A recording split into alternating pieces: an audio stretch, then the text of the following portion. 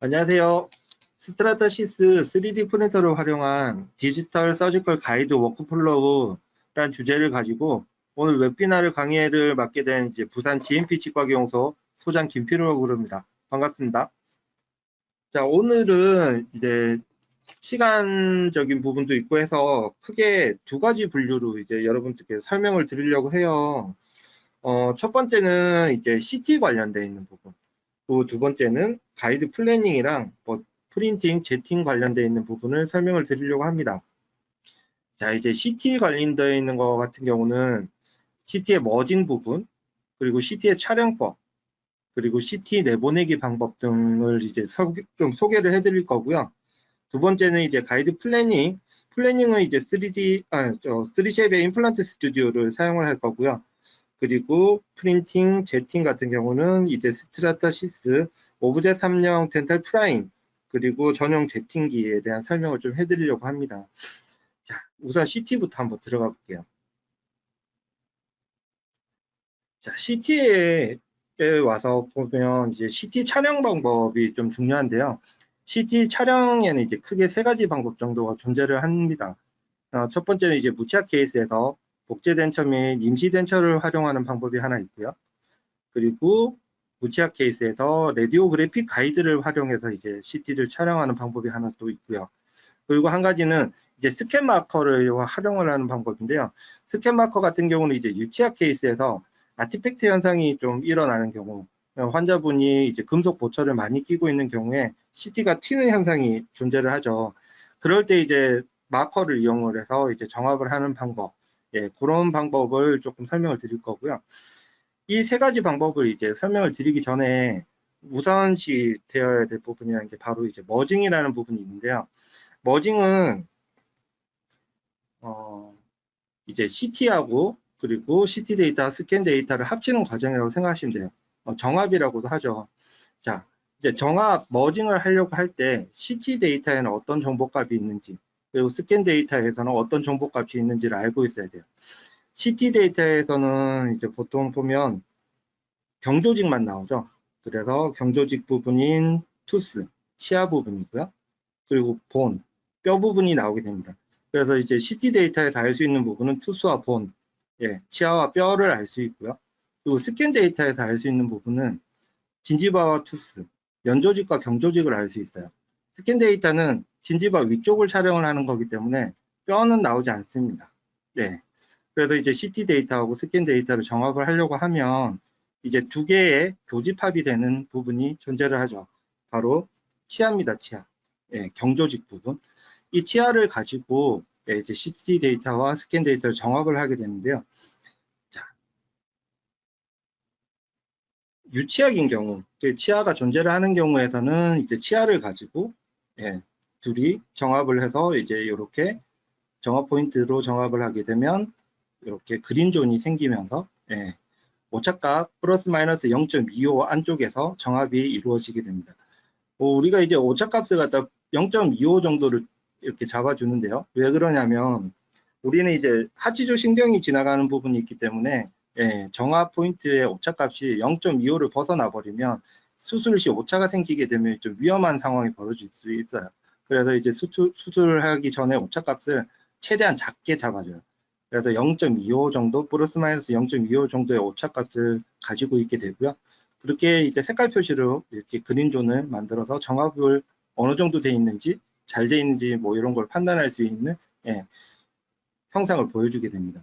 그리고 자, 유치학에서 이렇게 치아를 가지고 정합을 할 수 있지만 유치학이라고 해서 무조건 자연치가 존재를 하는 건 아니잖아요. 금속 보철이 존재를 할 수도 있고 그리고 골드 크라운이나 뭐 PFM 같은 게 많이 존재를 할 수 있고 전학이 다 또 보철이 되어 있는 경우도 존재를 할 수 있어요. 그럴 때 아트팩트 현상이 일어나게 되는데요.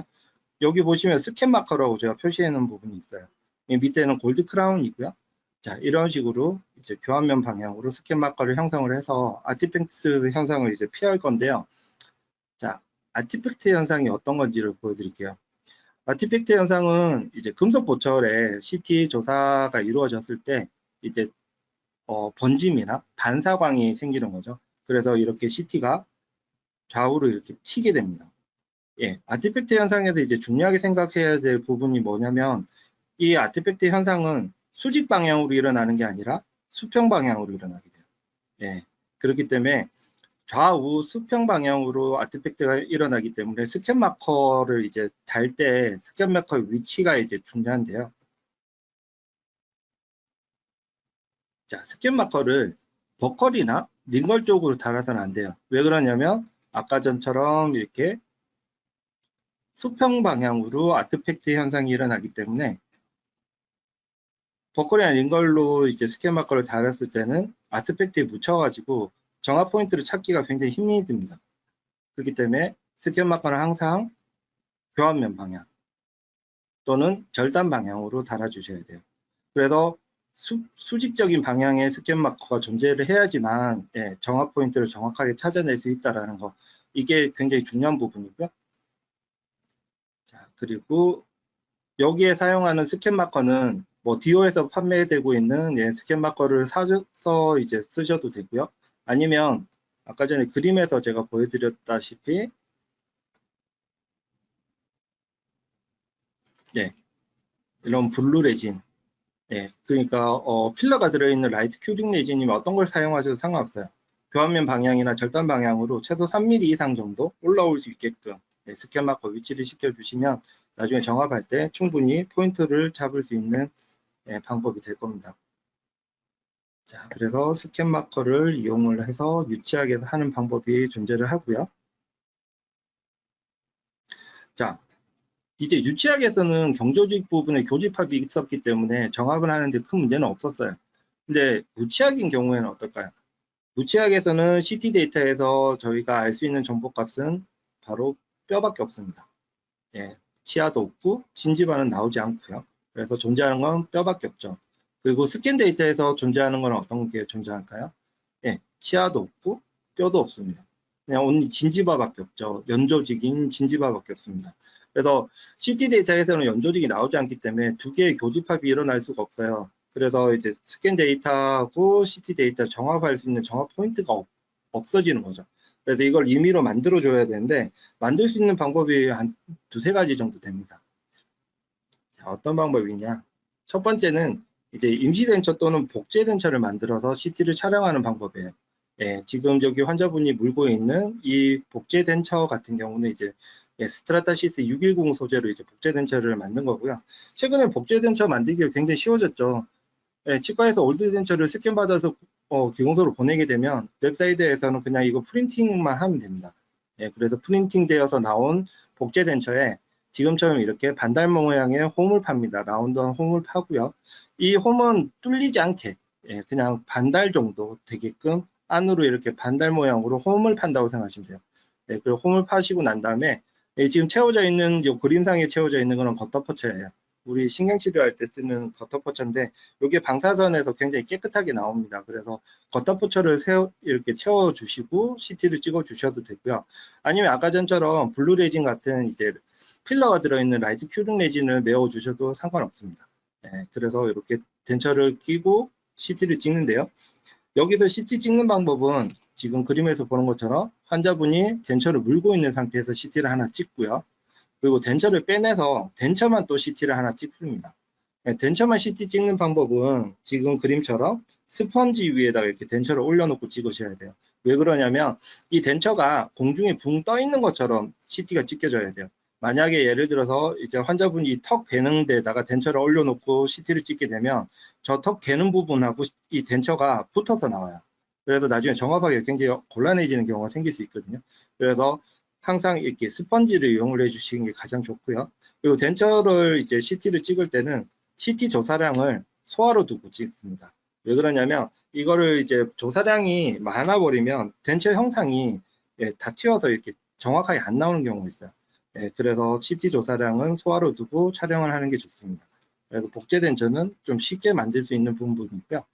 그리고 또 임시 덴처를 활용할 수도 있어요. 환자분의 임시 덴처는 이제 메탈 프레임이나 아니면 클래스4가 없는 상황이잖아요. 예, 그런 경우에는 똑같이 베이스 쪽에 이렇게 홈을 파고 예, 레진이나 또는 겉터포처를 세워놓고 똑같은 방식으로 촬영을 해주시면 될 것 같습니다. 그래서 임시 덴처랑 복제 덴처를 활용해서 CT를 찍고 나면 이제 이게 임플란트 스튜디오에서 이제 덴처 정합하는 단계인데요. 임플란트 스튜디오에서 이렇게 덴처를 정합하는 단계가 나오려고 하면 처음에 차트 쓸 때 무치약 덴처로 꼭 차트를 설정하고 들어오셔야 돼요. 그래야지만 이렇게 임시 덴처하고 복제 덴처를 정합할 수 있는 단계가 나오고요. 그리고 이제 여기 아까 스캔 마커드 그 부분으로 이렇게 정합 포인트를 잡아서 덴처를 여기 위치를 시키고 정합을 하게 됩니다. 자, 그리고 이렇게 이제 임시 덴처 또는 복제 덴처를 활용을 했을 때는 가이드가 총 임플란트 스튜디오에서는 3가지 종류가 나오게 돼요. 어떤 종류가 나오게 되냐면 지금처럼 가이드와 덴처 껍데기가 붙어 있는 하나가 나오게 되고요. 그냥 가이드만 나올 수도 있고요. 그리고 앵커가 달려있는 가이드와 앵커가 달려있는 복제 덴처가 나올 수도 있어요.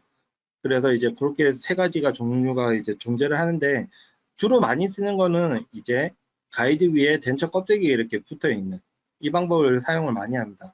이게 왜 중요하냐면 무치약 케이스, 특히 하악 같은 경우는 아무래도 진지바가 이제 많이 퇴축이 되고 나면 가이드를 얹었을 때 정확한 위치 찾기가 굉장히 어렵습니다.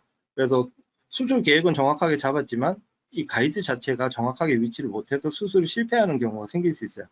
그걸 방지하기 위해서 이제 위에 덴처 껍데기 형상을 가이드에 없는 거죠. 그렇게 해서 이 레진치가 나와 있는 부분으로 환자분 바이트를 물리고요. 환자분이 바이트를 정확하게 물게 되면 가이드 위치가 정확한 거잖아요. 그 상태에서 라테랄 앵커로 가이드를 고정을 하고 덴처 껍데기를 벗겨내고 난 다음에 이 가이드를 수술을 하게 됐을 때는 플래닝한 거하고 굉장히 이제 정확하게 수술이 가능하다는 장점이 있습니다.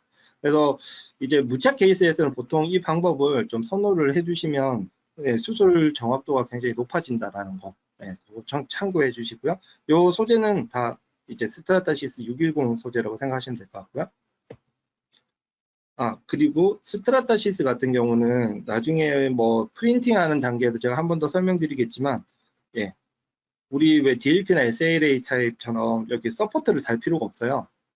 주재료, 부재료가 이제 부재료가 주재료를 감싸는 방식이기 때문에 내면 외면이 굉장히 깨끗하게 나옵니다. 그래서 지금 같은 이런 방식을 쓸 때도 굉장히 도움이 많이 된다는 거. 이 적합 상태가 굉장히 좋거든요. 한 덩어리가 바로 딱 되기 때문에. 그래서 그런 부분에서 굉장히 장점이 있습니다. 자, 그리고 무치약 환자에서 또 하나의 방법이 있어요. 레디오그래픽 가이드를 활용하는 방법인데요. 자, 레디오그래픽 가이드는 이제 방금처럼 이렇게 복제 덴처나 임시 덴처를 하기 곤란한 경우에 레코딩 베이스를 만든다고 생각하시면 돼요. 그래서 레코딩 베이스를 환자가 왁스림을 문 상태에서 이제 CT를 찍게 되는데요. 이때는 CT를 굳이 덴처처럼 이렇게 2개를 찍을 필요는 없고요. 레코딩 베이스를 물고 있는 상태에서 CT 하나만 찍으시면 됩니다. 근데 이제 중요하게 생각하셔야 될 부분이 바로 요 그림, 오른쪽 그림 2개인데요. 자, 여기 화살표 되어 있는 거 보시면 레코딩 베이스하고 환자 진지바 베이스하고 사이에 공간이 생겨 있죠. 이렇게 CT가 찍히면 절대 안 됩니다. 이게 왜 이런 현상이 일어나면 굉장히 흔히 일어날 수 있는 상황이긴 한데요. 보통 레코딩 베이스로 바이트를 뜨게 되면 왁스림이 전치만 환자분이 물고 구치부 쪽은 안 닿아 있는 상태에서 CT를 찍어서 이렇게 되는 거예요. 항상 레코딩 베이스를 할 때는 구치부 바이트가 정확하게 닿아 있는지, 그래서 레코딩 베이스가 입 천장에 정확하게 붙어 있는지 꼭 확인해 주셔야 돼요. 그리고 CT를 찍고 난 다음에도 지금 오른쪽 맨 끝에 있는 이 그림처럼 베이스와 진지바가 정확하게 붙어 있는지, 스캔 마커랑 이것도 정확한 위치에 있는지 꼭 확인을 하시고 난 다음에 환자분을 보내셔야 이제 2번 일을 안 하겠죠. 환자분 보고 잠깐 양해를 구해서 기다리게 하시고 이 CT를 촬영하고 난 다음에 꼭 플래닝을 하는 뭐 랩이나 아니면 임플란트 회사에 먼저 CT를 보내시고요. 이거 꼭 확인을 하고 난 다음에 정확하게 이렇게 베이스 위치되는 게 확인이 되면 환자분을 보내시는 게 좀 수월한 방법이 될 수 있을 겁니다. 자, 레디오그래픽 가이드를 활용하면 이제 지금처럼 이 스캔 마커가 뜨고요. 똑같이 그린존으로 이렇게 위치를 하고 있고요. 이제 CT상에 있는 스캔 마커하고 정합을 하게 됩니다. 이런 식으로 스캔 데이터하고 정합을 하게 되고요. 그래서 밑에 그림처럼 이렇게 스캔 마커 자리가 정합이 된 걸 확인할 수 있습니다. 그리고 레디오그래픽 가이드를 이제 제작하는 방법인데요. 지금 요거는 이제 구강 스캔 데이터를 저희가 출력을 한 거예요. 690 소재로 출력을 한 거고요. 예. 그리고 690 소재로 출력한 모델 위에 스캔 마커 자리를 이렇게 형성을 해줍니다. 지금 여기 이렇게 스캔 마커 자리를 형성해 놓은 거는 어떤 거냐면 이제 유틸릭스 왁스예요. 예, 간단하게 잘라서 이렇게 그냥 딱 붙여서 예, 스캔 마커 자리를 잡을 수 있고요. 이렇게 스캔 마커 자리를 잡고 난 다음에 이걸 이제 덴탈 스캐너에서 스캔을 한번 받습니다. 그리고 이제 3쉐입의 장치로 들어가서 이제 디자인을 할 건데요. 이제 요 디자인 프로그램은 어떤 거냐면 개인 트레이를 제작하는 프로그램이라고 생각하시면 돼요. 암흑 치아에다가 클릭을 하나 하고요.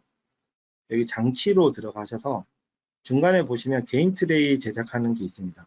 요걸 클릭하시고 디자인을 들어가면 이런 식으로 이제 모델이 뜨고요. 여기 지금 스캔 마커가 있는 상태로 스캔을 뜬 거 보이시죠? 예. 요 스캔 데이터에다가 위에 이제 베이스 디자인을 할 건데요. 다음으로 넘어가면 이렇게 언더컷 제거하는 게 나오고요. 이제 언더컷이 메워진 상태에서 베이스 형성을 하게 됩니다. 네, 베이스 가이드라인을 형성을 하고요. 그러고 나면 바로 이렇게 베이스가 형성이 되고요. 이 형성된 베이스를 바로 그냥 출력을 하시면 되는 거예요. 네. 아까 말씀드렸다시피 이건 개인 트레이 디자인하는 거기 때문에 여기 핸들 다는 란이 나와요. 근데 핸들을 안 달면 그냥 레코딩 베이스가 되는 거예요.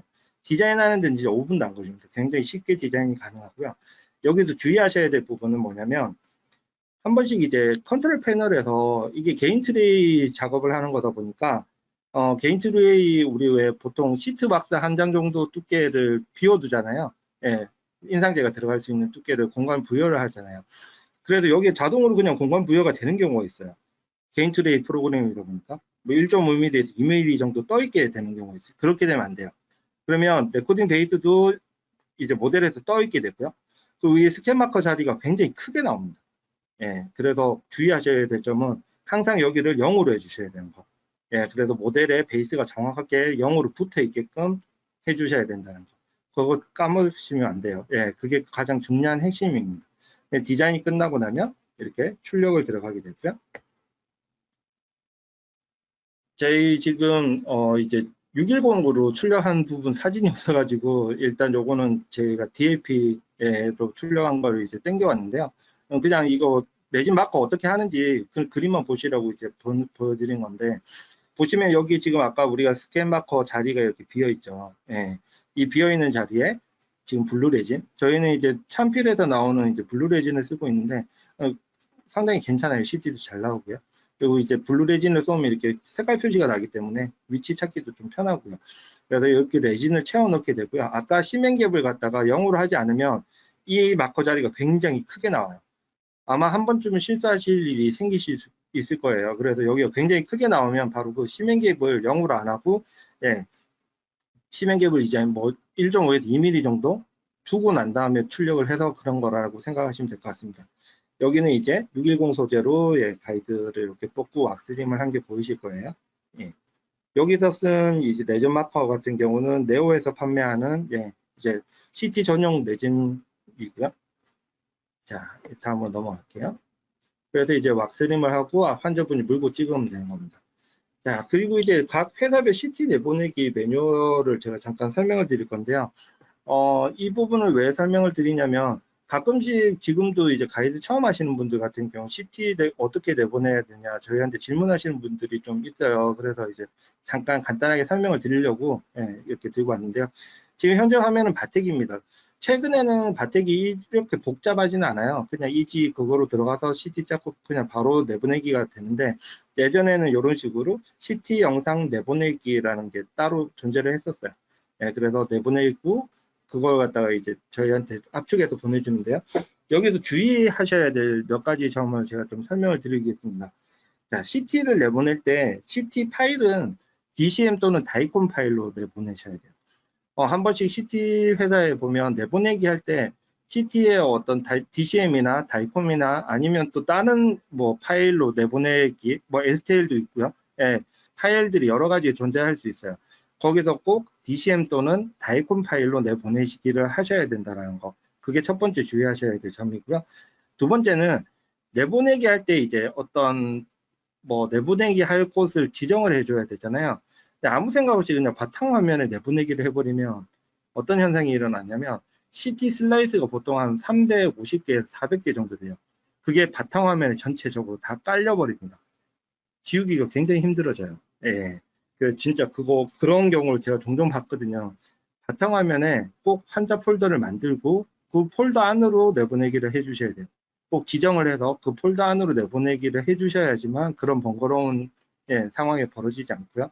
그리고 폴더 안에 들어가서 이제 제일 첫 번째 슬라이드 클릭하고 맨 마지막까지 쭉 드래그를 한 다음에 그거를 압축해서 압축 파일을 이제 랩이나 또는 임플란트 회사에 보내주시면 되고요. 자, 이제 한 번씩 CT 파일을 보냈는데 랩이나 임플란트 회사에서 그런 얘기를 하는 경우 있어요. CT 파일이 왔는데 안 열린다. 이 문제가 있는 것 같다. 다시 보내달라. 그 왜 그러냐면 이제 메일로 보낼 때 그 슬라이스가 하나가 사라진다거나 아니면 슬라이스 한 부분이 약간 좀 문제가 생기는 경우가 종종 있어요. 그럴 때는 이제 요청을 할 거예요. 아마 다시 보내달라고. 근데 한두 번 다시 보냈는데도 불구하고 계속 그런 현상이 일어난다면 꼭 CT 회사에 전화하셔가지고 이런 현상이 있다라고 얘기하면 CT 회사에서 쉽게 해결을 해줄 겁니다. 그것도 참고해 주시면 좋고요. 자, 바텍은 이렇고요. 자, 두 번째는 시로나. 똑같이 CT 데이터 내보내고 다이콘 파일. 네. 그리고 포인트 닉스고요. 포인트 닉스도 다이콘 파일 내보내기 따로 있죠. 그 다음에 이거는 HDX. 이미지 내보내기 해서 다이콘 파일로 추출해서 내보내면 됩니다. 자, 이거는 레이고요. 레이도 추출할 파일에 클릭하고 익스포트 하고 난 다음에 폴더 정한 다음에 거기에 다이콘 파일로 내보내시면 됩니다. 자, 이제 플래닝으로 한번 들어가 볼게요. 네, 자, 플래닝으로 들어갈 건데 오늘 플래닝을 할 때 이제 사용할 프로그램은 3쉐프 임플란트 스튜디오를 사용해서 이제 설명을 드릴 거고요. 자, 임플란트 스튜디오를 열면 첫 화면이 이렇게 뜹니다. 그래서 이제 환자 클릭하고 여기 밑에 새 환자를 누르면 이런 식의 창이 뜹니다. 자, 여기서 이제 한 가지 중요한 부분은 어떤 부분이냐면 여기 위에 보면 디폴트 유저라는 란이 있어요. 여기에 환자 정보값이 이제 표기가 되게 되는데요. 여기 보면 뭐 환자 아이디도 있고 그리고 이름 있고 그리고 성란이 있습니다. 여기서 이름이랑 성란에 이제 클릭을 해서 칠 건데요. 성란의 모든 정보값을 적어주세요. 이름란이나 이런 데에 쓰게 되면 이 디폴트 유저라는 자리에 아무것도 정보값이 표시가 안 됩니다. 그래서 성란에다가 환자 이름, 치과명, 그리고 환자의 수술 부위 등을 적어 놓게 되면 항상 플래닝 할 때는 이 디폴트 유저 밑에 그 정보값이 떠 있게 돼요. 그러면 이제 플래닝을 하다가 이게 어느 치과 누구 건지 쉽게 구분이 되겠죠. 그래서 항상 성란에다가 모든 정보값을 적고 다음으로 넘어갑니다. 이 케이스를 하고 다음으로 넘어가면 자, 이런 화면이 뜨게 되고요. 자, 이게 지금 무취학 케이스인데요. 저희 같은 경우는 무취학 케이스는 이제 환자분 뭐 몇 개를 식립을 한다, 치과에서 그리고 또 어떤 치식에 식립을 할 거다라고 오더라도 저희는 항상 전체를 다 띄워놓고 확인을 합니다. 뭐 오버덴처 케이스라서 한 두세 개 또는 4개 정도를 식립하는 경우가 아니고 전체를 다 이제 풀업으로 식립 계획이 잡혀 있으신 분들 같은 경우는 저희는 이제 전체를 다 띄워놓고 플래닝을 해요. 그래서 뼈가 안 좋은 자리에 있는 픽처 자리를 빼나가는 식으로 플래닝을 합니다. 왜 그러냐면 실제로 뭐 몇 번에 식립할 거라고 이렇게 의뢰가 들어오더라도 그 자리에 픽처를 띄웠을 때 본이 없는 경우도 종종 있거든요. 그래서 그렇게 하면 또 추가 잡고 치식 바꾸고 위치 바꾸기가 굉장히 힘들어져요. 그래서 아예 무취학 케이스 같은 경우는 전체를 다 플래닝을 해버리고 하나씩 빼나가는 방법, 그거로 이제 플래닝을 하시면 굉장히 좀 쉽게 위치를 잡으실 수 있을 거예요. 자, 플래닝하는 방법은 해부 누르고요. 임플란트 계획 잡고요. 그리고 브릿지 해야 될 부분을 브릿지로 엮어주시면 돼요. 그렇게 해서 차트 작성을 하고 다음으로 넘어가면요. 자, 이제 스캔된 경우가 나옵니다. 스캔 가져오기에서 뭐 상부 스캔, 하부 스캔, 그리고 CT 가져오기. 이런 식으로 CT도 가지고 오고요. 자, 그리고 난 다음에 배열이 나와요. 근데 지금 배열 부분에서 이제 제가 잠깐 설명드릴 부분은 임플란트 스튜디오에서 배열을 할 때 무치약 배열을 한다는 게 굉장히 어렵습니다. 왜 그러냐면 이 프로그램 자체가 굉장히 무거운 프로그램이다 보니까 아마 경험해 보신 분은 아시겠지만 치아 하나를 이동하는데도 시간이 딜레이 타임이라는 게 보통 몇 초씩 걸려요. 예, 그러다 보면 이제 결국에는 그게 누적되다 보면 이 배열하는 데 시간이 굉장히 많이 걸리게 되죠. 그래서 임플란트 스튜디오에서 뭔가 배열을 한다는 거는 여기 보면은 이제 뭐 이렇게 왁스업 하는 단계도 있고 다 있죠. 그죠? 그래서 컨택 바이트도 다 맞출 수 있게 되어 있지만 결국에 임플란트 스튜디오에서는 그냥 배열만 한다고 생각하시면 돼요. 예, 그래서 환자분의 어떤 치아 위치나 치추 그리고 치아의 사이즈 정도만 보시고 배열을 해주시고 대합 관계만 확인하시고 배열만 해주신다고 생각하시면 되고요. 만약 여기서 이제 좀 더 디테일한 배열을 하고 싶다. 그러면 임플란트 스튜디오가 아니라 덴탈 디자이너에서 배열을 하시고 처음에 차트 쓸 때 사전 프로그로 그 배열 상태를 땡겨 오셔가지고 띄워놓고 플래닝을 하시는 게 훨씬 더 쉽게 도움이 된다는 거. 예. 여기서는 배열은 그냥 치축 방향과 사이즈 정도만 고려해야 된다. 예, 그 정도 알고 계시면 될 것 같고요. 자, 그리고 이제 CT 자르기라는 게 나옵니다. 자, CT 자르기. 이게 어떤 의미냐면, 이제 우리가 필요로 하는 CT만 남겨놓고 나머지는 잘라낸다는 의미라고 생각하시면 돼요. 왜 그러냐면, 아까도 말씀드렸다시피, 임플란트 스튜디오는 굉장히 무거운 프로그램이에요. 가뜩이나 또 CT 자체도 굉장히 무겁습니다. 그런데 이제 그 부분을 갖다가 내가 원하는 부분만 잘라낼 수 있게끔 만들어 놓은 거예요. 그래서 조금이라도 가볍게 만들기 위해서. 자, 여기 그래픽 정보라고 되어 있는데요. 여기 보면 이제 그래픽 아댑터라고 했고, 여기 지포스 RTX 2060이라고 적혀 있잖아요. 이게 어떤 거냐면, 내가 플래닝을 하고자 하는 이 PC의 그래픽 사양입니다. 네, 내 PC의 그래픽 사양이 여기 뜨는 거고요. 그리고 여기 자르기 정보라고 있어요. 여기 자르기 정보에 보면 필수 메모리라는 게 존재를 합니다. 이 필수 메모리가 뭐냐면, 이 자르기 전에 보통 900에서 1000메가바이트로 이렇게 떠 있어요.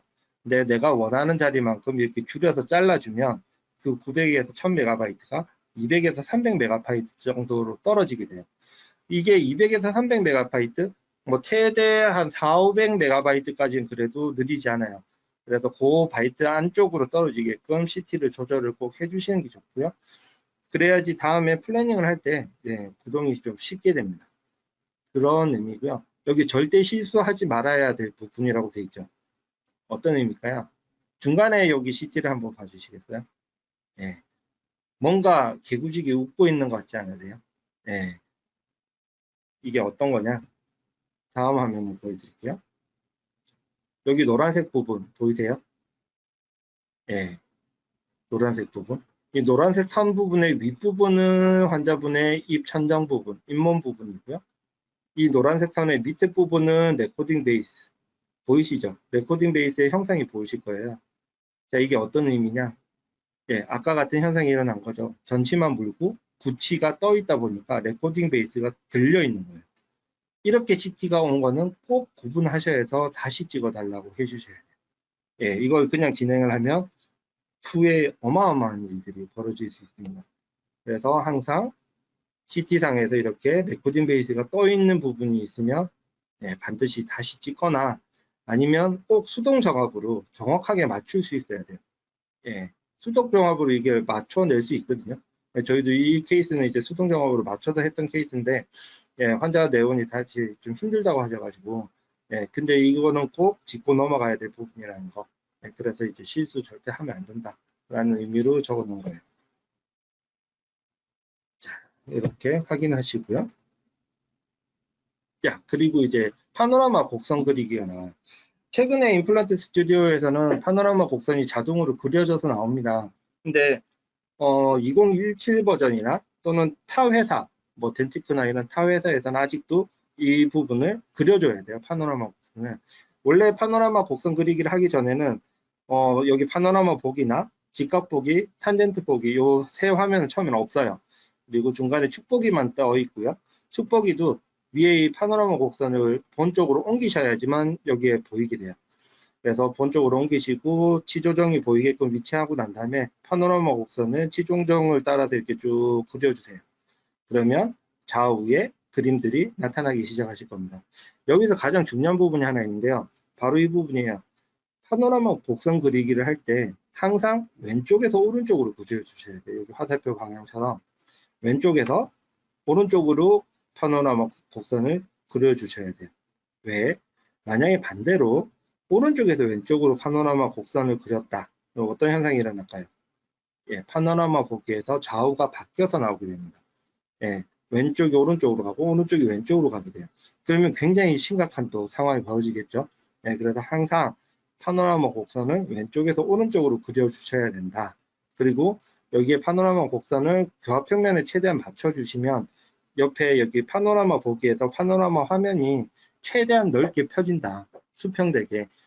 파노라마는 이제 평면이지만 이게 완전 평면이 아니고 커브드, 예, 곡선이 그리고 있는 평면이죠. 그래서 그 곡선 부분을 최대한 넓게 펴주셔야 조금 더 이제 CT하고 정확하게 확인이 가능한데 이 부분을 조정을 안 하고 플래닝하게 되면 CT랑 왜곡 현상이 일어날 거예요. 예, 그래서 위치 잡기가 굉장히 곤란해집니다. 그래서 최대한 벽평면을 맞춰서 파노라마 곡선을 최대한 넓게 펼쳐서 플래닝을 해주시는 게 아마 도움이 되실 거예요. 자, 그리고 정합 부분이 나와요. 늘 말씀드리지만 예, 임플란트 스튜디오 플래닝을 하는 데 있어서 가장 중요한 부분이죠. 정합 부분. 예, 꼭 정합이 정확하게 이루어져야 되고요. 항상 정합을 할 때는 초기 정렬에서 정합이 자동으로 잘 붙어 있다 하더라도 수동 정렬에 들어가서 지금처럼 네, 파노라마 곡선을 움직이면서 이게 얼마나 잘 붙어 있는지, 여기 노란색 선이 모델이거든요. 스캔 데이터 그리고 CT 데이터. CT 데이터와 스캔 데이터가 얼마나 정확하게 붙어 있는지 꼭 눈으로 확인을 해 주셔야 돼요. 만약 여기에서 초록색을 그리고 있다 하더라도 여기서 떠 있다면 예, 수동으로 정합을 해서 최대한 맞춰 주시는 게 좋습니다. 그리고 CT 데이터에서도 마찬가지. 예, 좌우가 얼마나 평행하게 그리고 내가 원하는 만큼 잘 붙어 있는지 꼭 확인을 해 주시는 게 좋습니다. 네, 이거는 정말 여러 번 얘기해도 절대로 까먹으시면 안 돼요. 꼭 수동 정렬해서 확인을 해 주시기 바랍니다. 자, 그리고 이제 플래닝을 들어가요. 플래닝은 뭐 특별한 법칙은 없습니다. 될 수 있으면 뭐 SCLP 타입을 하고 싶으면 패스를 최대한 맞춰줘야 되고요. 그리고 이미 배열되어 있는 부분의 치축 방향과 인접치의 루트 방향 등을 고려해서 이제 위치를 잡아주고요. 그리고 픽처 사이즈 같은 경우는 예, 내가 넣을 수 있는 자리의 본 크기에 따라서 예, 폭과 길이를 정해주시면 되고요. 그리고 여기 맨 왼쪽에 이제 임플란트 여기를 누르게 되면 각 회사별 라이브러리가 들어가고요. 예, 거기서 이제 내가 식립하고자 하는 예, 임플란트 회사를 클릭을 하고 예, 플래닝을 해주시면 됩니다. 그렇게 어렵진 않죠. 예, 플래닝은 그리고 만약에 기공사 선생님이나 아니면 임플란트 회사에서 플래닝을 하고 나면 꼭 원장님께서 직접 확인을 해주셔야 되고요. 그 확인 방법을 하는 게 이제 이렇게 저희 같은 경우는 팀뷰어로 이제 원장님을 직접 원격을 통해서 이제 컨펌을 하고 있고요. 이 부분을 하는 이유는 뭐냐면 이제 아무래도 전체 슬라이드 자체를 다 360도 돌려가면서 캡처를 받아서 원장님한테 이제 레포트를 보내드리긴 힘들잖아요. 그래서 어떤 일정 단면을 보내드리게 되는데 항상 그 단면 반대편이 문제가 생기는 경우가 많아요. 그래서 저희 같은 경우는 팀뷰로 들어오셔서 같이 3D 화면으로 전체를 돌려가면서 같이 확인하고 원장님이 이제 컨펌을 하는 편인데요. 만약에 이게 이제 여의치 않은 분들은 지금처럼 이제 레포트를 써서 원장님께 컨펌을 할 수도 있습니다. 지금 요거는 이제 디오의 사이너스 케이스 레포트인데요. 하나를 보여드리면 뭐 슬리브 탑에서 사이너스 웰까지 거리, 그리고 진지바 탑에서 사이너스 웰까지 거리, 그리고 사이너스 웰에서 세이프티 존까지 거리를 잽니다. 이 거리를 재는 이유는 뭐냐면 사이너스 드릴을 어떤 걸 쓸지, 그리고 스타퍼는 어떤 걸 써야 될지, 그리고 컨덴서는 어떻게 해야 되고, 그리고 위에 본 양은 어느 정도로 해야 될지, 그게 이 숫자 안에 모든 정보값이 다 나오게 돼 있어요. 디오 같은 경우는. 네, 그래서 이런 부분들을 개개치야만큼 다 하나씩 한 장씩 이렇게 레포트를 보내드리게 되고요.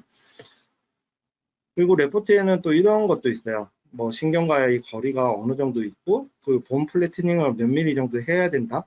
뭐 이런 거 정보값도 보내드릴 때도 있고요. 그리고 지금처럼 뭐 이렇게 팔라탈 본이 없어서 GBR을 해야 되니까 이거는 원장님 플랜 몇셔야 되겠다. 이런 내용도 있어야 되고, 그리고 이렇게 슬리브가 공간이 좁아서 인접지를 혹시 삭제를 해야 되는 경우가 있을 경우 이런 정보값. 그러니까 사소한 내용 하나를 레포트에 다 기입을 하셔서 원장님께 전달을 해주셔야 이걸 수술하고자 하는 이제 술자분이 이걸 다 읽어보고 판단하시는 거죠.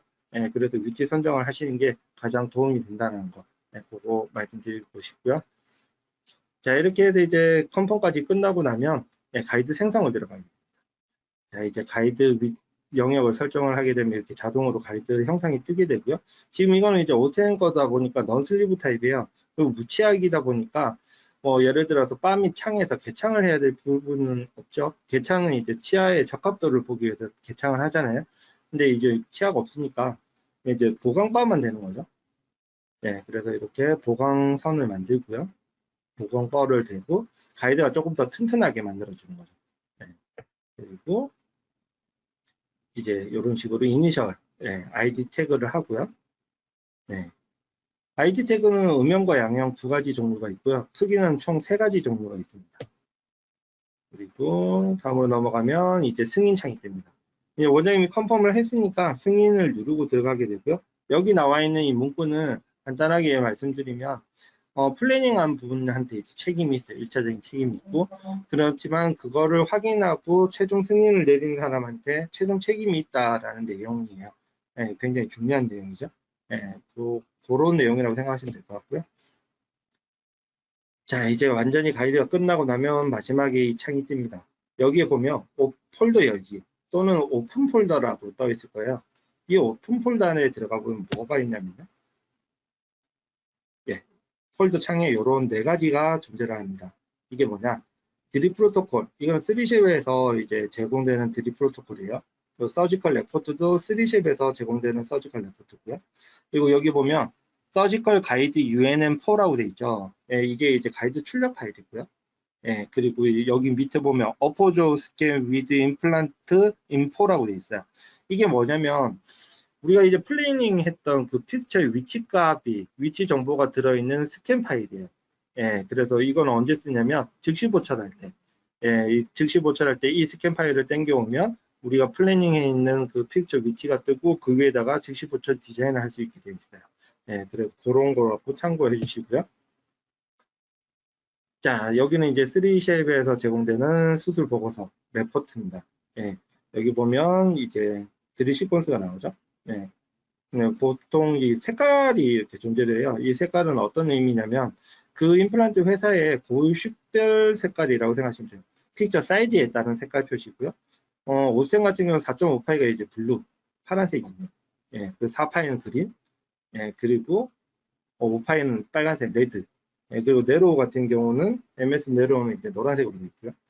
그렇게 생각하시면 됩니다.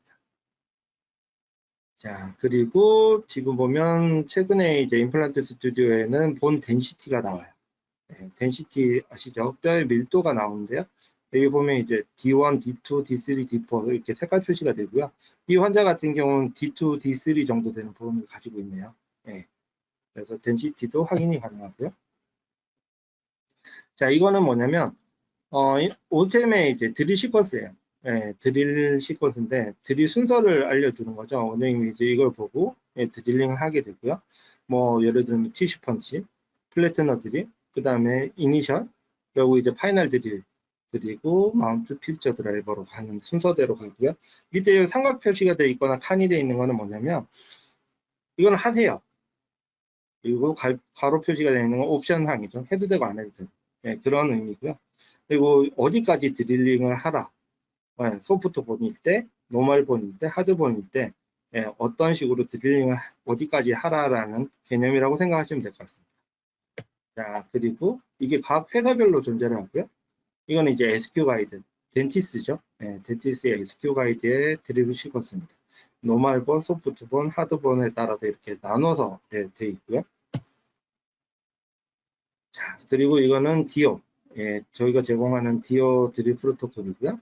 네, 굉장히 복잡하죠. 예, 그렇지만 디오는 또 이렇게 복잡하게 수술을 하면 굉장히 정확한 결과를 또 얻을 수 있습니다. 그리고 이거는 이제 네오 임플란트의 드립 시퀀스라고 생각하시면 될 것 같아요. 자, 그렇게 해서 이제 최종적으로 가이드가 완성이 됩니다. 완성이 되고 나면 가이드 출력을 들어가겠죠. 자, 서지컬 가이드 출력을 들어가는데요. 지금 요 슬라이스 프로그램은 이제 스트라타시스의 슬라이스 프로그램인데요. 일반적인 그 DLP나 SLA 타입의 슬라이스 프로그램처럼 일일이 서포트를 달아줘야 되고 이런 복잡한 과정이 없어요. 여기는 그냥 위치만 시키면 됩니다. 심지어 이것도 자동으로 떠요. 예, 자동으로 위치가 돼서 뜨는데 우리가 이제 조금 더 출력하기 위해서 촘촘하게 이렇게 붙여서 위치를 잡게 되는 거고요. 그 정도만 해주면 이제 끝입니다. 슬라이스 프로그램이. 그래서 슬라이스 프로그램 자체가 굉장히 직관적이고 굉장히 사용이 편리하게 돼 있어요. 예, 그게 폴리제 타입이 대부분이 슬라이스 프로그램이 좀 그렇습니다. 자, 슬라이스 프로그램으로 하고 출력을 들어갑니다. 자, 이게 이제 오브제 3형 덴탈 프라임이고요. 출력을 하고 나온 결과물이고요. 지금 왼쪽 하단에 보시면 안에 이제 노란색이 주재료고요. 바깥쪽에 이렇게 붙어 있는 게 바로 서포터입니다. 부재료죠. 예, 그래서 서포터가 그 부재료인 서포터가 주재료를 감싸면서 이제 하나씩 슬라이스 방식으로 큐링이 일어나면서 출력이 되는 폴리제 타입의 프린터고요. 자, 제팅을 하는데요. 제팅은 어떤 게 할 때 필요하냐면 이 바깥쪽에 감싸고 있는 이 부재료를 제거할 때 필요한 거예요. 저희가 어떻게 하냐면 저희는 출력된 거를 이렇게 물에 담아둡니다. 이렇게 물에 한 30분 정도 담궈두면 방금 전에 보인 이 바깥쪽에 감싸고 있는 서포터가 이 서포터가 처음엔 젤리 타입처럼 이렇게 뗀뗀하게 나오거든요. 이게 이제 흐물흐물해져요. 네, 그렇게 이제 흐물흐물해진 상태에서 여기 제팅기인데요. 여기 안에 호스 같은 게 보이죠? 네, 이게 고압에 이제 수압이 엄청 센 고압에 물이 나오게끔 되어 있는 거고요. 장갑이 있는 쪽으로 손을 넣고 이걸로 서포터를 수압으로 제거를 하게 됩니다. 굉장히 쉽게 제거가 돼요. 예, 특히 수압이 세면 셀수록 좀 더 깨끗하고 좀 더 쉽게 됩니다. 그래서 그렇게 해서 다 되고 나면 이 사이사이에 이제 조금씩 서포터가 남아있는 부분이 있어요. 그거 같으면 저희가 이제 조각도로 긁어내는 방식 그런 식으로 쓰고 있고요. 서포터가 부재료인 서포터가 완전히 제거되고 나면 거의 손댈 게 없어요. 넣으면 딱 맞습니다. 예, 적합도 있게 거의 없다고 보시면 되고요. 자, 제팅 후에 이제 결과물이에요. 파이널 마지막 결과물, 슬리브까지 다 나온 결과물인데 제가 이 사진을 보여드린 이유는 바로 슬리브 주변을 보시라는 거예요. DEP나 SLA 또는 LCD에서는 이런 결과물을 얻기가 쉽지 않습니다. 예, 근데 폴리제 같은 경우는 굉장히 쉽게 이렇게 깨끗한 슬리브 주변을 얻을 수가 있어요. 왜 그러냐? 얘는 서포터를 다는 방식이 아니라 서포터가 이렇게 감싸는 방식이잖아요. 그래서 슬리브 주변이 그냥 디자인되어 있는 거 그대로 나옵니다. 우리가 아시다시피 가이드에서 가장 중요한 부분이 바로 슬리브죠. 예. 특히 넌슬리브 타입에서는 이 슬리브가 얼마나 깨끗하게 나오느냐에 따라서 가이드 수술이 잘 되느냐 마느냐가 결정이 되죠. 예. 그래서 가이드, 서지컬 가이드에 있어서만큼은 폴리제 타입이 굉장히 중요한 부분을 차지한다고 생각하시면 될 것 같습니다. 그리고 메탈 슬리브 달 때도 이 슬리브 자체가 깨끗하게 나오기 때문에 메탈 슬리브가 정확하게 안착이 됐는지 안 됐는지 확인이 바로 눈으로 그냥 바로 확인이 됩니다. 그런 부분에 있어서는 굉장히 도움이 많이 되는 것 같습니다. 자, 그리고 이제 적합을 보고 난 다음에 개창되어 있는 걸 통해서 어느 정도 가이드가 적합이 잘 되어 있는지 확인을 하는 거죠. 그래서 적합이 잘 되어 있는 부분 확인을 하고요. 자, 그리고 완성된 가이드는 저희는 이제 멸균 포장을 합니다. 그래서 다 멸균을 해서 보내드리는데요. 여기서 중요한 거는 뭐냐면 가이드는 저온 멸균을 하셔야 돼요. 무조건. 왜냐면 이게 합성 수지잖아요. 아무래도 또 합성 수지에서도 이제 이게 열 가소성 수지예요. 특히 스트라타시스의 이제 가이드 소재 같은 경우는 50도 이상의 이제 뜨거운 어떤가를 갖다가 한 곳에 집중적으로 달게 해버리면, 예를 들면 스팀 클리너를 한 곳에 집중적으로 계속 쳐버리면 거기가 흐물흐물해지면서 형태가 변할 수가 있습니다. 예, 그래서 이제 폴리제 타입, 특히 또 스트라타시스의 가이드 소재 같은 경우는 스팀 클리너를 칠 때도 너무 세게 한 곳을 집중적으로 치면 안 되고요. 그리고 오토클레이브 같은 멸균기에 넣으면 절대 안 됩니다. 바로 변형이 온다고 생각하시면 돼요. 그래서 항상 저온 플라즈마 멸균기를 사용하시는 걸 좀 추천해 드리고요. 그리고 꼭 멸균기가 없는 상황이라면, 네, 수술 한 30분 전에 채소 햇감에딘에 담궈 두셔서 멸균을 하시는 방법도 하나의 팁이라고 생각하시면 될 것 같아요. 네, 절대 열을 가하시면 안 됩니다.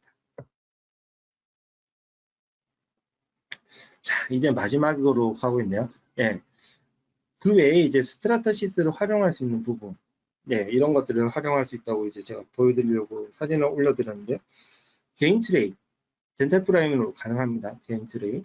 그리고 뭐 클리어 어라이너의 이제 투명 교정 모델이죠. 모델 출력, 프라임도 가능하고요. 이런 교정 모델 출력, 프라임 가능하고요. 그리고 이런 교합기 모델, 이것도 프라임으로 출력이 가능하세요. 그리고 지금처럼 이렇게 파셜 프레임 있죠. 파셜 프레임도 출력을 할 수 있습니다. 그래서 캐스터블 소재로 사용을 할 수 있어요. 610 같은 경우는 굉장히 정확하게 된다고 하더라고요. 그래서 이제 파셜 프레임 배정용으로도 사용할 수 있고요. 그리고 지금 여기 위에 보면 덴처 있죠. 이게 이제 한 번에 출력되어 있는 덴처인데, 이거는 이제 덴탈 프라임으로는 좀 힘들고요. 조금 위에 버전, 오브젯으로 넘어가야 돼요. 이걸 출력할 수 있는 프린터, 고가의 프린터가 있는 걸로 알고 있고요. 여기 임플란트 모델, 그리고 검 모델도 다 출력이 가능합니다. 네, 이것도 참고해 주시고요. 자, 이제 마지막으로 스트라테시스 3D 프린터의 이제 장점과 단점에 대해서 조금 얘기를 해보려고 합니다.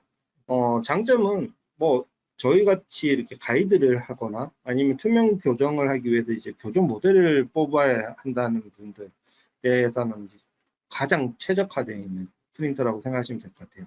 네, 왜냐하면 결과물이 깨끗하거든요. 일단 결과물이 깨끗하고 손을 대야 될 부분이 없어요. 결과물 자체가 제팅만으로도 파이널 결과물이 나오는 거기 때문에 굉장히 깨끗하고, 그리고 대량 생산이 가능해요. 덴탈프레임 같은 경우는 한 번에 많이 걸면 30개까지도, 편칭이면 40개까지도 가이드 출력이 가능합니다. 한 번에. 그래서 대량 생산이 가능하다는 거. 그런 부분 때문에 교정 모델 출력하기에도 굉장히 좋은 프린터고요. 그리고 이제 단점을 꼭 꼽으라고 하면 출력 시간이 좀 걸리죠. 그렇지만 출력 시간이라는 게 SLA 타입의 어떤 프린터하고 비교를 했을 때는 비슷하다고 생각하시면 될 것 같아요. 네. 물론 출력 시간이 많이 걸리지만 그만큼 정확한 결과물을 얻을 수 있다는 거죠. SLA 타입도 마찬가지잖아요. 레이저 포인터로 하나하나 출력을 하기 때문에 출력 시간이 많이 걸리지만 결과물은 상당히 좋죠. 스트라타시스도 마찬가지입니다. 그리고 소재 교체할 때 이제 조금 부담스러운 경우가 생길 수 있어요. 그러니까 뭐 DLP나 이런 타입 같은 경우는 수조만 교환을 하면 되는데, 덴탈 프라임 같은 경우는 이제 소재 자체를 비워내고 다른 소재를 집어넣어야 되기 때문에 버려야 되는 양이라는 게 좀 존재를 해요. 그래서 그런 부분에서 조금 번거롭기도 하고, 그리고 버리는 소재가 조금 아깝기도 하고, 그런 단점이 좀 있습니다. 그리고 프린터 가격이 아무래도 폴리제 타입의 프린터들이 좀 비싼 편이에요. 그래서 일반적인 요즘 DLP나 이런 건 좀 저렴한 프린터들이 많이 나와 있잖아요. 그렇지만 일단 폴리제 타입 같은 경우는 가격대가 조금 비싸다라는 거, 그리고 소재 가격도 조금 비싸다라는 거, 그런 부분이 조금 단점으로 존재하는 것 같습니다. 자, 이제 마지막인데요. 웹비나를 하고 난 다음에 제가 이제 마지막으로 설명을 좀 드리고 싶은 거는, 그런 단점들이 좀 있음에도 불구하고 저희는 지금 거의 7년째 쓰고 있거든요. 가이드를 저희가 지금 거의 7년째 하고 있기 때문에 처음 1세대 가이드 시작할 때부터 저희가 가이드를 했거든요. 그때 스트라타시스 덴탈 프라임을 구매를 하고 지금까지 하면서 AS를 총 한 3번 정도 받았어요. 교체한 거는 LCD 라이트, LED 라이트 한 번 교체했고요. 그리고는 수리한 게 크게 없어요. 그대로 계속 쓰고 있고요. 저희도 사용을 꽤 많이 하고 있는 편이기도 한데 저희 랩에서 봤을 때는 내구성이 상당히 괜찮은 장비인 것 같고요. 그리고 정확성은 일단 뭐 따질 것도 없어요. 어차피 폴리제 타입 같은 경우는 진짜 정확도는 굉장히 좋거든요. 소재 안정성도 굉장히 좋은 편이고요. 그리고 생산성, 대량 생산이 가능하고 많은 양을 뽑아도 출력 결과물이 거의 같다라는 거. 그런 게 굉장히 큰 장점이고요. 그리고 AS, 저희 같은 경우도 이제 지금 메디코드에서 이제 관리를 해주고 있는데요. 거의 하루 만에 AS 접수가 되고 직접 나오셔서 AS를 해주시고 계세요. 서울에서 부산까지. 그렇기 때문에 AS는 굉장히 빠르게 진행이 된다라고 생각을 하시면 될 것 같아요. 그래서 이런 부분들이 아까 조금 비싼 거 그런 단점들을 충분히 커버할 수 있지 않나라는 생각을 하고 있고, 투명 교정이나 서지컬 가이드에 관심이 좀 많으신 분이라면 충분히 고려를 좀 해보실 만한 프린터지 않나라는 생각을 합니다. 지금 거의 50분이 지났네요. 장시간 동안 좀 두서없이 막 이렇게 진행을 해왔는데요. 도움이 좀 되신 부분이 있었으면 하는 생각이 들고요. 궁금한 점이나 물어보고 싶은 점이 있다고 하시면 또 물어봐 주시면 제가 아는 선에서 최대한 친절하게 답변을 드리겠습니다. 자, 오늘 강의는 여기서 마치겠습니다. 감사합니다. 안녕하십니까. 메디코디의 최성규 대표입니다. 김필호 소장님의 서지컬 가이드 강의 잘 들었고요. 감사드리고요. 메디코디는 스트라타시스의 덴탈 파트너로서 치과 및 기공소의 영업 및 서비스를 담당하고 있습니다. 먼저 오브제 30 덴탈 프라임이 있고요. 그 다음에 이번에 새롭게 출시된 J5 덴타젯이 있고요. 그 다음에 대형 장비인 J720 덴탈, J700 덴탈이 있습니다. 먼저 덴탈 프라임에 대해서 말씀을 드리도록 하겠습니다. 덴탈 프라임은 가장 보급화된 그 다음에 가장 엔트리 모델입니다. 스트라타시스 장비에서 가장 엔트리 모델이고요. 적용 가능한 어플리케이션에 대해서 말씀을 드리면은 서지컬 가이드, 그 다음에 덴탈 모델, 투명 교정 모델, 그 다음에 RPD 패턴이 있습니다. 투명 교정 모델 기준으로 최대 출력량을 말씀을 드리면 한 번에 한 트레이 위에는 한 15개 아치의 모델이 올라가게 되고요. 이 프린터에는 하이 스피드 모드가 있고 하이 퀄리티 모드가 있습니다. 하이 스피드 모드는 5시간 30분 정도, 하이 퀄리티 모드에는 7시간 30분 정도 소요가 됩니다. 모델 소모량 같은 경우에는 한 아치당 약 20g, 서포터 모델 같은 경우에는 약 12g 정도 소모되고요. 가격으로 따지게 됐을 때 대략 한 6,000원 정도의 비용이 발생된다고 말씀드립니다. 두 번째로는 J720 덴탈이고요. 굉장히 큰 3D 프린터입니다. 이 프린터는 치과 대형 기공소 및 그 다음에 기업 쪽으로 비즈니스를 원하는 회사에서 사용하시기에 적합하고요. 특징으로는 약 5만 가지 이상의 3D 컬러 구현이 가능하기 때문에 실제 인체와 유사한 보철물이라든지 장기 생산이 가능합니다. 그 다음에 스컬 레플리카라든지 이렇게 하악관이라든지 그 다음에 치아 실제 모양까지 리얼하게 구현이 가능하고요. 네, 서지컬 가이드를 출력하면서 동시에 진지반 마스크라든지 덴탈 모델까지 생산이 가능하고요. 투명 교정 모델, RPD 패턴 등 여러 가지를 유용하게 대량으로 생산할 수 있는 장비입니다. J700 덴탈에 대해서 말씀드리겠습니다. J700 덴탈은 J720과 외형은 유사하고 굉장히 큰 3D 프린터이면서 이 장비의 특징으로 보면은 투명 교정 전용 출력 모델입니다. 그렇기 때문에 투명 교정 모델을 하루에 최대 400개 이상 생산이 가능한 모델입니다. 한 아치당 소모되는 비용으로는 약 한 4,500원 정도 말씀드릴 수가 있고요. 적중 두께는 55 마이크론입니다. J5 덴타젯에 대해서 말씀드리겠습니다. 기존에 스트라타시스에서 가장 베스트 셀링 라인업이 오브젯 260 계열인데 그 오브제 260 계열이 아쉽게도 내년 3분기에 단종 예정이 돼 있습니다. 그에 대비해서 J5 시리즈가 이제 나오게 되고요. 덴탈 쪽에는 덴타젯이라는 이름으로 해서 출시가 됐고, 덴탈 모델에 적합하게 이제 생산 가능한 3D 프린터라고 말씀드리겠습니다. 동영상을 시청하겠습니다. Introducing the Stratasys J5 DentaJet, the all-around compact 3D powerhouse for all dental labs. Simplify your production and maximize throughput with precise unattended mixed tray printing.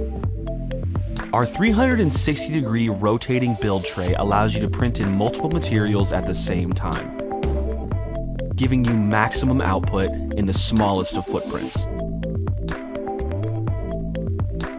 Print day or night in high volumes with confidence. Simply load one tray and walk away. The DentaJet is like having 3 printers in one. Print opaque and rigid implant models, soft gingiva masks, and biocompatible surgical guides, all in one tray in large capacities in a single unattended job, helping to cut costs and boost lab efficiency. Cut days off delivery times by producing more accurate, comfortable orthodontic devices. Our unique separator digital material coats models in print, minimizing post-processing time and making acrylic and wax removal easy, helping to save up to 3 minutes per model in manual labor. Outperform traditional dentistry and automate the process of cast chrome partials. Reduce patient visits and resets thanks to highly precise printed frameworks that can be printed with models simultaneously. Increase your lab capacity, eliminating the delays and inaccuracies of manual labor, with large volumes of exact crown and bridge models printed in high-resolution materials. Deliver patient-specific, full-color case presentations with realism previously only possible with time-consuming wax models, and better your communication with clinics. Streamline your 3D print workflow with GrabCAD print software. GrabCAD automatically calculates the most efficient arrangement of parts to maximize your single tray capacity, helping to reduce tray changeovers and boost your productivity. Print as many as 41 implant cases per day, or up to as many as 26 removables cases per day using only 2 trays. All lab types, all in one tray, all of the time. The newest addition to the Stratasys dental family, the J5 DentaJet is the all-around dental solution.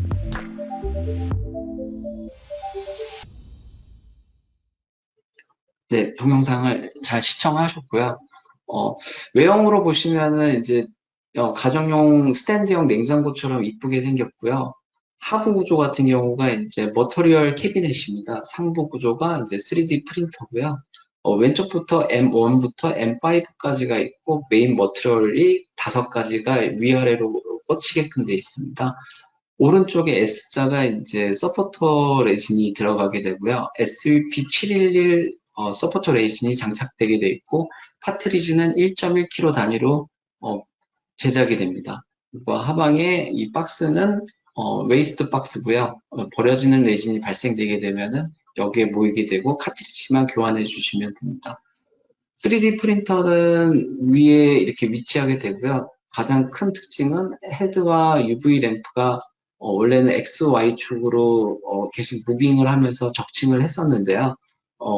이번에 바뀌게 된 거는 헤드와 UV는 상부에 고정이 되고 플레이트도 원래는 직사각형이었는데 원형 턴테이블식으로 이렇게 원형으로 생겼습니다. 그래서 원형으로 생겼고 시계 방향으로 회전하면서 지축으로 하강하는 그런 플레이터입니다.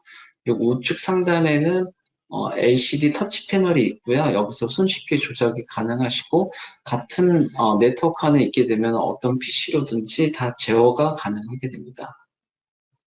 안에 내부 구조 말씀을 드리면은 1시 방향에 프린터 헤드가 있고요. 그 다음에 12시 방향에 롤러가 있고 그 다음에 1시 방향에 UV가 있습니다. 가장 큰 특징이 UV가 기존에 할로겐 램프였는데 이제 LED로 바뀌어서 유지 비용도 저렴하게 됐고요. LED 램프 자체가 수명이 굉장히 길어졌습니다. 그래서 사용자 입장에서 유지 비용이 굉장히 길어졌다는 게 장점이 되고요.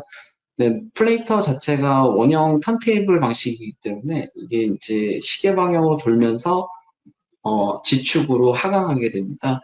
이렇게 됐을 때 장비 크기에 비해서 생산을 많이 할 수 있다는 장점이 있게 됩니다. J5의 덴타젯의 가장 큰 장점이라고 하면은 5만 가지 이상의 컬러가 구현이 가능하다는 게 장점이 됩니다. 이렇게 돼서 이제 실제 인체 장기에 유사한 모형을 생산할 수 있다는 게 장점이 되고요. 이렇게 하악관이 이제 포함된 턱구조라든지, 그 다음에 신경 라인이라든지, 그 다음에 루트 부분이라든지, 이런 부분까지 리얼하게 생산이 가능하기 때문에요. 다방면에서 이제 유용하게 사용할 수 있다고 판단이 됩니다.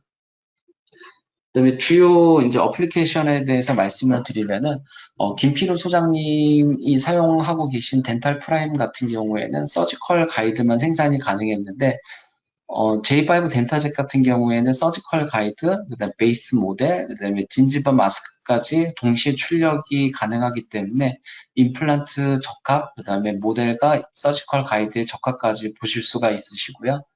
그다음에 교정용 리테이너 장치를 모델 위에서 바로 생산할 수 있는 DM 솔루션이 있습니다. 이 솔루션도 굉장히 유용하고요. 그 다음에 RPD 패턴도 출력이 가능하기 때문에 파셜 덴처 솔루션을 염두에 두고 계신 고객분들도 유용하게 보실 수 있습니다. 그 다음에 투명 교정 모델 및 크라운 앤 브릿지 모델도 생산이 가능합니다. 먼저 교정 영역에서 그동안은 3D 프린터로 모델을 출력하게 되면은 리테이너를 바로 위에서 제작이 불가능했습니다. 이유는 이제 탈락이 안 되기 때문에 딱 들러붙기 때문에 좀 힘들어서 그동안은 모델 분리제 및 이형제를 위에다가 도포를 하고 그 위에서 이제 레진을 부어서 이제 작업을 하는 과정을 거쳤거나 아니면 이 프린팅한 모델을 석고 모델로 다시 복제를 하고 그 석고 모델 위에서 리테이너를 제작을 했었는데요. 이런 일련의 과정이 다 필요 없이 프린팅한 모델 위에 얇게 디지털 머티리얼로 코팅을 하게 됩니다. 그 위에서 바로 다이렉트로 덴탈용 리테이너 및 교정용 장치를 바로 생산하게 됐을 때 바로 탈착이 가능한 솔루션이 J5 덴타젯에서 구현이 가능합니다.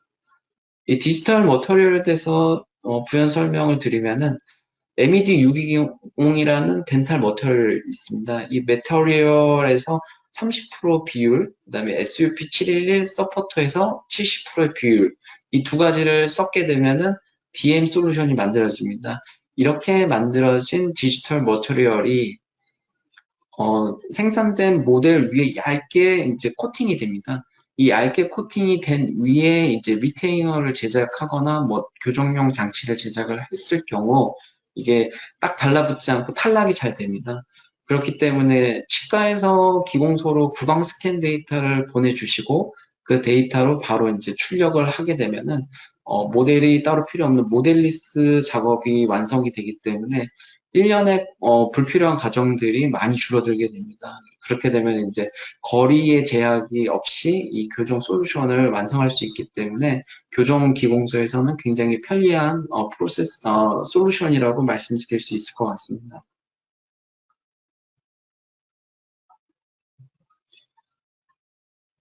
서지컬 가이드에 대해서 말씀을 드리겠습니다.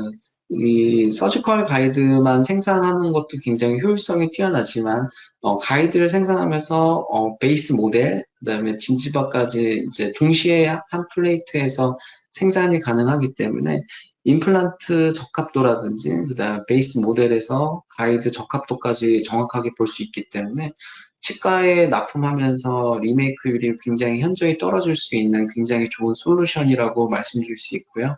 하루에 최대 40개까지 이제 생산이 가능하기 때문에 대량 생산에서도 문제 없다고 말씀드릴 수 있습니다. 그 RPD 패턴이 생산이 가능한데요. 보통 DLP나 SLA 프린터 같은 경우에는 이제 서포터를 일일이 다 달아줘야 됩니다. 이렇게 서포터를 다 잘 달아줘야 되기 때문에 그 서포터 다는 작업도 만만치도 않고요. 잘못 알게 되면 또 이런 부분들이 구현이 잘 안 됩니다. 이렇게 클래스프 부분이라든지 엣지 부분 구현하기가 쉽지가 않은 어플리케이션이다 보니까 그동안 페일률도 많고 아주 능숙한 3D 프린터 어떤 지식이, 운영 지식이 있으셔야만 이런 솔루션을 잘 구현할 수 있었는데요. 폴리젯 방식 같은 경우에는 그 3D 프린팅물에 대해서 전체적으로 서포터가 덮고 나오게 됩니다. 그래서 저희 오브제 계열의 3D 프린터 같은 경우에는 이 RPD 패턴을 구현하는데 굉장히 최적화된 3D 프린터라고 말씀을 드릴 수가 있습니다. 그리고 메디코드에서 만든 이 소송 스케줄이 있습니다. 그래서 만약에 RPD 패턴으로 3D 프린터를 검토하고 계시다면은 저희가 소송 스케줄까지 제공이 가능하기 때문에 연락을 주시면은 그 매뉴얼도 준비해서 드릴 수가 있습니다.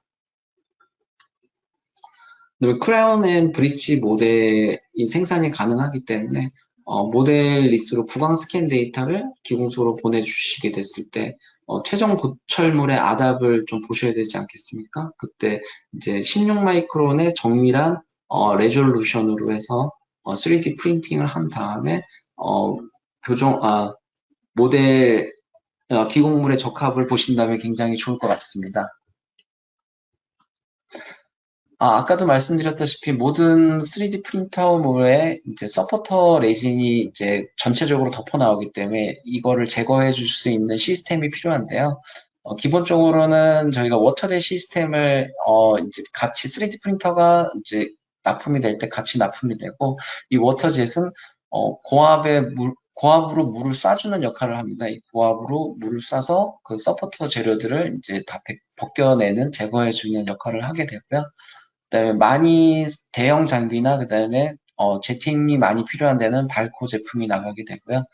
그다음에 순환수조 탱크 같은 경우에는 화학용품이나 물로 해서 이렇게 자연스럽게 시간을 가지고 서포터를 제거해주는 장치입니다. 그다음에 마지막으로 이제 그래캐드 소프트웨어에 대해서 말씀을 드리고요. 그래캐드는 기존에 저희가 오브제 스튜디오라는 소프트웨어를 같이 동봉해서 납품을 드렸었는데요. 그 오브제 스튜디오보다 한 단계 진화된 소프트웨어가 그래캐드입니다. 예, 그래캐드는 이제 약간의 이제 운영 교육만 받으셔도 누구나 손쉽게 운영이 가능하시고요. DLP나 SLA 프린터 같은 경우에는 사용자의 그 3D 프린터 운영 지식이 많고 적음에 따라서 그 결과물의 성패가 굉장히 많이 갈리는 단점이 있는데, 이 그래캐드를 사용하시게 되면은 초보자분들도 정말로 일률적인 3D 프린팅 결과물을 도출해 놓을 수 있는 아주 좋은 프로그램이라고 말씀드릴 수 있고요. 또 하나의 장점이라면 원격으로 어떤 프린터를 제어한다던가, 프린터가 뭐 종료됐을 때 알람을 받을 수 있다든지, 이런 상호 리모트로 이제 서로 제어가 가능하다는 그런 장점이 있고요. 그다음에 STL 파일이 약간 보정이나 수정이 필요한 경우에도 이 그래캐드에서 다 가능하기 때문에 별도의 서드파트 소프트웨어가 필요하지는 않습니다. 이런 부분들이 굉장히 유용하다고 말씀드릴 수 있고요. 그다음에 드래그인만 해서 STL을 플레이터에 놓기만 하면 소프트웨어에서 알아서 아이디얼하게 배열을 해줍니다. 그럼 최적의 시간, 최적의 레진 소요 비용이 들게끔 소프트웨어에서 자동으로 이렇게 배열을 해주기 때문에 굉장히 편리하다고 말씀을 드릴 수가 있습니다. 이상으로 발표를 마치고요. 메디코디 사무실에 데모 장비가 비치되어 있습니다. 언제든지 편하게 보실 수가 있고요. 그다음에 데모 파일, STL 파일을 저희 메일로 보내주시면은 BMT 출력이 가능하기 때문에 편하게 연락 주시면은 저희가 프린팅 서비스를 진행하도록 하겠습니다. 이상으로 마치도록 하고요. 경청해 주셔서 감사합니다.